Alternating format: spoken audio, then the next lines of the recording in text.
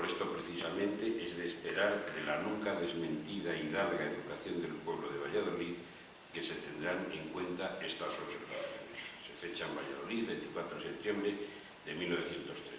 Bien, esta nota, que produce añadida al hecho de que además se pusieron puestos de aguardiente y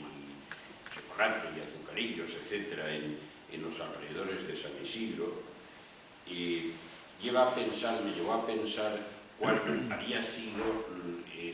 la causa que espíritus sensibles, que seguramente se hubieran conmocionado habiendo visto un accidente de los que frecuentemente nos podemos encontrar, hubiese producido esta degradación en la sensibilidad de las gentes. En mi opinión, no cabe duda que es consecuencia del efecto que Mola perseguía a través de las instrucciones usadas en junio, sin darse cuenta de que, como la destrucción del sentido moral y de la humanidad de las personas no es graduable, pues simplemente se les fue la mano y acabó produciéndose un efecto que, en mi opinión, además se ha prolongado durante muchos años, y es la disolución de la moral colectiva, por el conjunto de la disolución de la moral individual, permitiendo determinados acontecimientos y determinados comportamientos que una colectividad debidamente armada no debería de ningún modo consentir. Bueno, esta reflexión planeó cuando yo empecé a recoger una consideración en relación con la obra que Pedro de Guerra iba formando a través de sus diarias incursiones en el periodismo de Valladolid, que publicaba el periódico, el diario digital Último Cero, y que en buena medida se agrupan en esta publicación. Me sirvió porque me planteaba si los dibujos de Guerra incurrían en una vehemencia excesiva o si, por el contrario, eran un revulsivo razonable frente a una contemplación apática como la que la colectividad con la que trataba los acontecimientos que estaban ocurriendo en un entorno caracterizado por su anomalía y fundamentalmente en los temas que tenían que ver con la corrupción, donde en mi opinión es absolutamente anormal la indulgencia con que se ha comportado en general. Bien, yo entiendo que la atención se ha centrado en la crítica de los fenómenos de corrupción, se ha centrado en la crítica, la responsabilidad política, la crítica de la responsabilidad política y la responsabilidad jurídica también, de la que los periódicos están informándonos habitualmente, pero sin embargo se ha descuidado algo que en mi opinión es extraordinariamente importante,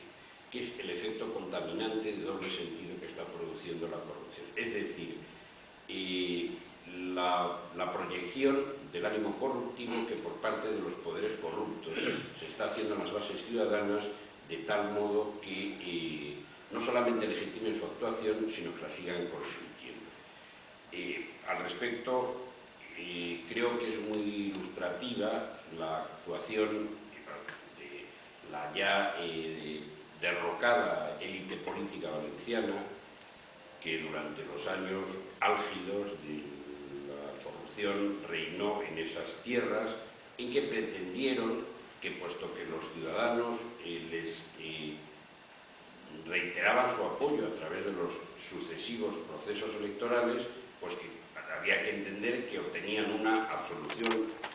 de esos comportamientos y que realmente había que tener en cuenta. Bien, también en otros órdenes, por ejemplo,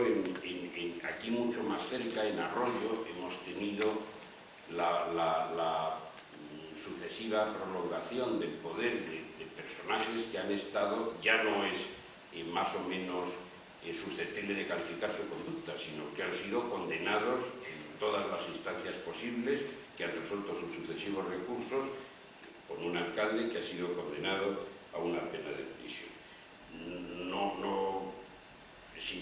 extremos. En el Ayuntamiento de Valladolid finalmente también su alcalde ha sido condenado y está en curso una causa en la que están encausados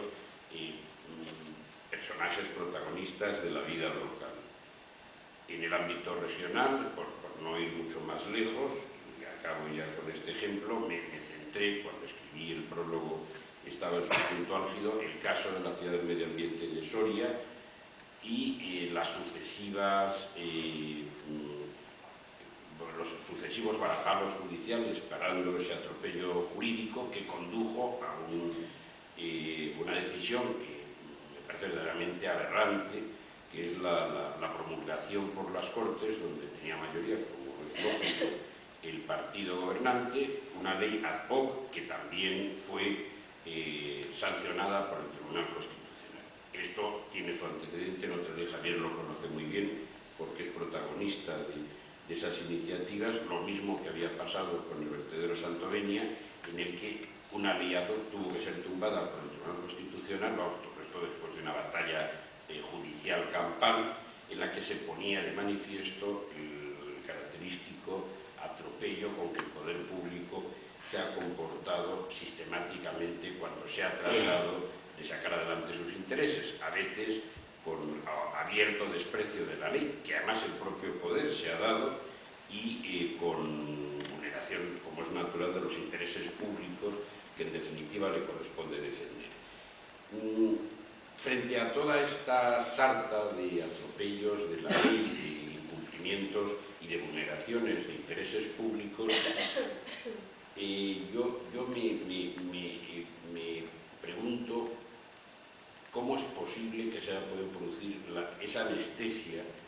de la sensibilidad ciudadana por el poder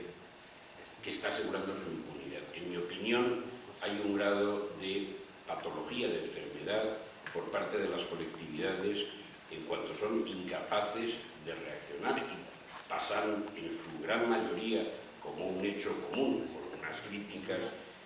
realmente moderadas de estos comportamientos que están suponiendo una gravísima perturbación de la normalidad ciudadana y destruyendo además las bases democráticas en las que se funda y se estructura la propia colectividad.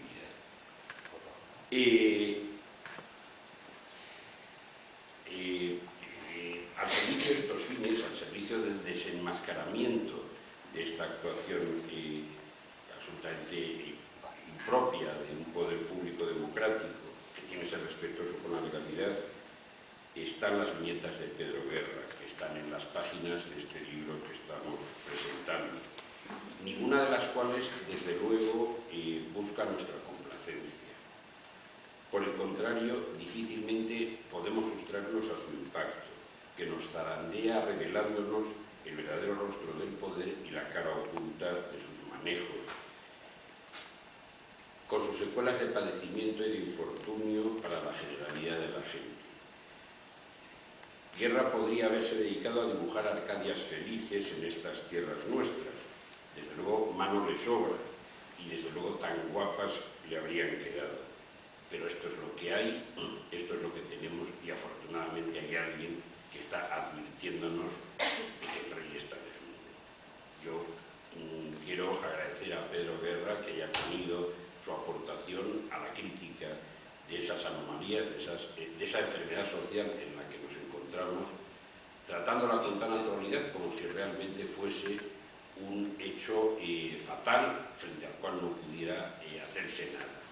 La movilización que dentro de sus limitaciones y de sus posibilidades está haciendo la tarea de Pedro Guerra, me parece que debe felicitarse y recibirse como una aportación importante para acabar, en la medida de lo posible, tratar de combatir esta lacra con la que actualmente nos encontramos. Nada más. Bueno, muchas gracias.